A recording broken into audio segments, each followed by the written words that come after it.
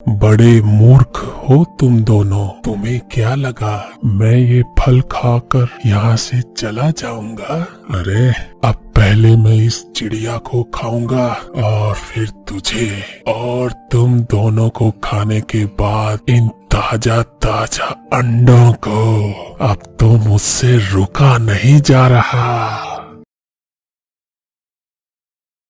एक जंगल में टूनी नाम की चिड़िया अपने घोंसले में रहती थी। उसी पेड़ की ऊपर वाली डाल पर मिठू नाम का एक तोता भी रहता था। टूनी और मिठू दोनों दिन भर एक दूसरे से बातें करते और अपना सुख दुख बांटते। दोनों खुशी खुशी अपना जीवन जी रहे थे। टूनी टूनी के अंडे सर्दी में पड़ गए ठंडे। टूनी टूनी के अंडे सर्दी में पड़ गए ठंडे। अरे मिठू भैया, आपने तो आज बहुत देर कर दी उठने में।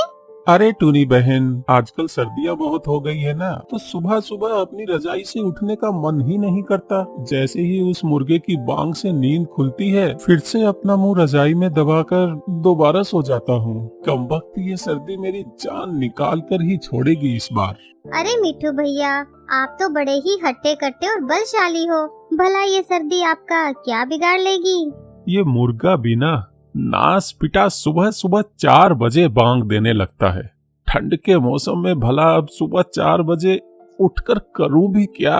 हाँ, इतनी ठंड में क्या नहाऊं क्या धोऊं, इससे तो अच्छा अपना रजाई में मुंह देकर नींद पूरी कर लूं। इतनी ठंड में अपुन से तो कुछ होता नहीं है। अपुन का तो बस यही मन करता है कि रजाई में मुंह डालकर सोता ही रहूं। कमबख्त कौन सुबह सुबह उठकर अपनी नींद खराब करे। पर ये नास पिटा मुर्गा भी ना, अगर किसी दिन मेरे हाथ लग गया ना, इसका जो ये सुबह 4 बजे वाला भोंपू है ना, इसकी मुंडी मरोड़ के हमेशा हमेशा के लिए बंद कर दूं। मेरे बच्चे तो अभी इस दुनिया में आए भी नहीं हैं और ये सर्दी अभी से इनको परेशान करने लगी है। तुम चिंता मत करो, महीने 2 महीने की बात है, फिर तो गर्मियां आ ही जाएंगी और फिर मस्त होकर हम अपनी नदी में खूब डुबकियां लगाया करेंगे। इस बार की गर्मियों में तो हम दोनों के साथ तुम्हारे ये 2-2 बच्चे भी तो होंगे। चारों मिलकर धमाल करेंगे इस बार। टूनी बहन, इस बार तुम्हारा परिवार बड़ा हो गया है। आने वाली गर्मियों में तुम्हें और मेहनत करनी होगी। इस बार की गर्मियों में अपने बच्चों के लिए तुम्हें और भी ज्यादा खाना इकट्ठा करना पड़ेगा। खूब मेहनत करनी होगी इस बार। मिट्ठू और टूनी आपस में बातें कर ही रहे थे कि तभी कहीं से चलकर एक नाग उनके पेड़ के पास आकर बैठ जाता है। ये खुशबू तो एकदम ताजा अंडों की है। एक बार अगर पता चल जाए कि आखिर ये खुशबू आ कहाँ से रही है, तो मैं भी थोड़ी अपनी पेट पूजा कर लूं। 2 दिनों से मैंने कुछ खाया भी तो नहीं, ऊपर से भूख के मारे जान निकली जा रही है मेरी। टूनी और मिठू दोनों पेड़ पर बैठे थे। वो दोनों उस नाग को देख रहे थे, लेकिन वो भला कर भी क्या सकते थे। वो नाग उनसे बहुत ताकतवर था। टूनी झट से अपने अंडों के ऊपर जाकर बैठ जाती है। अरे वाह वाह वाह वाह वाह वाह, ये खुशबू तो इसी पेड़ से आ रही है। आज तो पेट भरकर खाऊंगा। जरूर किसी चिड़िया ने इसी पेड़ पर अपने अंडे दिए होंगे। अभी जाकर देखता हूँ। और नाग उस पेड़ पर चढ़कर टूनी के सामने बैठ जाता है। अरे वाह वाह वाह वाह वाह वाह, लोग सच ही कहते हैं, ऊपर वाला जब भी देता है छप्पर फाड़ के देता है। वाह भाई वाह वाह, कितनी मोटी ताजी चिड़िया है ये। बहुत दिनों के बाद ताजा मांस खाने को मिलेगा। आज पहले इस चिड़िया को खाऊंगा और फिर स्वीट डिश में इसके ताजा ताजा अंडे। प्लीज नाग भैया, आप मेरे अंडों को मत खाओ। अभी तो मेरे बच्चे इस दुनिया में आए भी नहीं हैं और आप अभी से इनको मारने की बात कर रहे हैं। प्लीज नाग भैया, आप मेरे अंडों को मत खाओ। देखो चिड़िया रानी, मैं 2 दिनों से भूखा हूँ और ऊपर से तुम्हारी ये ताजा ताजा अंडों ने मेरी भूख को और भड़का दिया है। अब मेरा रुकना नामुमकिन है। अब अगर तुम इतना कह ही रही हो तो चलो तुम्हें भी एक चॉइस देता हूँ। अब तुम ही डिसाइड करो कि मैं पहले तुम्हें खाऊं या तुम्हारे अंडों को। इन दोनों की बातें उसी पेड़ की ऊपर वाली डाल पर बैठा मिट्ठू सुन रहा था। गुड मॉर्निंग भाई लोगों, अपन का नाम है मिट्ठू LLB और जब भी इस जंगल में कोई लफड़ा होता है ना तो सभी लोग उस लफड़े को सुलझाने के लिए अपन को ही बुलाते हैं। अपन ने दोनों की बातें सुन ली हैं और अपन के पास तुम दोनों का एक सोल्यूशन है जिससे सांप भी मर जाए और लाठी भी ना टूटे।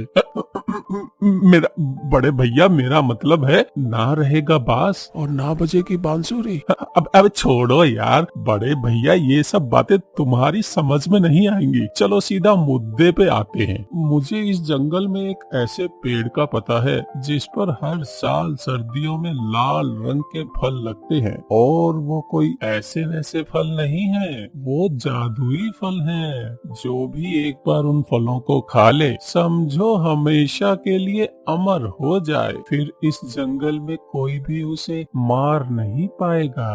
अगर एक बार मैंने ये फल खा लिया तो फिर कोई भी चील या गिद्ध मुझे मार नहीं पाएगी। वो फल मैं आपको लाकर दे सकता हूँ, पर मेरी भी एक शर्त है।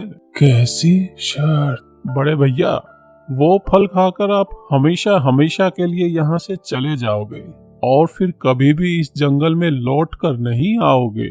ये तोता भी कितना मूर्ख है। मैं इसकी शर्त मान लेता हूँ। एक बार वो फल मुझे मिल जाए फिर मैं इस चिड़िया और इसके अंडों के साथ साथ इस तोते को भी गटक जाऊंगा। मुझे तुम्हारी शर्त मंजूर है। मैं फल खाकर चला जाऊंगा। जाओ, जल्दी से मुझे वो फल लाकर दो। मिट्ठू उड़कर एक पेड़ पर पहुंचता है। उस पेड़ पर लाल रंग के फल लगे हुए थे। मिट्ठू एक फल को अपनी चोंच में दबाकर ले आता है और नाक के सामने रखकर बोलता है, मैंने अपनी शर्त पूरी करी। अब तुम भी जल्दी से इस फल को खा लो और यहाँ से चले जाओ और फिर कभी यहाँ नजर मत आना। नाग झट से उस फल को खा लेता है। बड़े मूर्ख हो तुम दोनों। तुम्हें क्या लगा मैं ये फल खाकर यहाँ से चला जाऊंगा? अरे अब पहले मैं इस चिड़िया को खाऊंगा और फिर तुझे, और तुम दोनों को खाने के बाद इन ताजा ताजा अंडों को। अब तो मुझसे रुका नहीं जा रहा। बड़े भैया, साइज में हम आपसे बहुत छोटे हैं लेकिन दिमाग से नहीं। मुझे पता था आप ऐसा ही कुछ करोगे। सांप जो ठहरे। बड़े भैया, तुमने जो ये फल खाया है ना, ये कोई जादुई फल नहीं था, ये तो एक जहरीला फल था।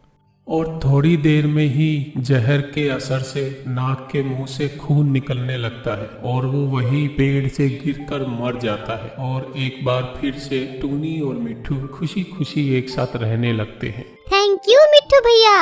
अगर आज आप ना होते तो ये नाग तो मेरे अंडों को खा ही जाता। टूनी बहन, जब तक मिट्ठू इस पेड़ पर है कोई भी तुम्हारे अंडों को नहीं खा पाएगा।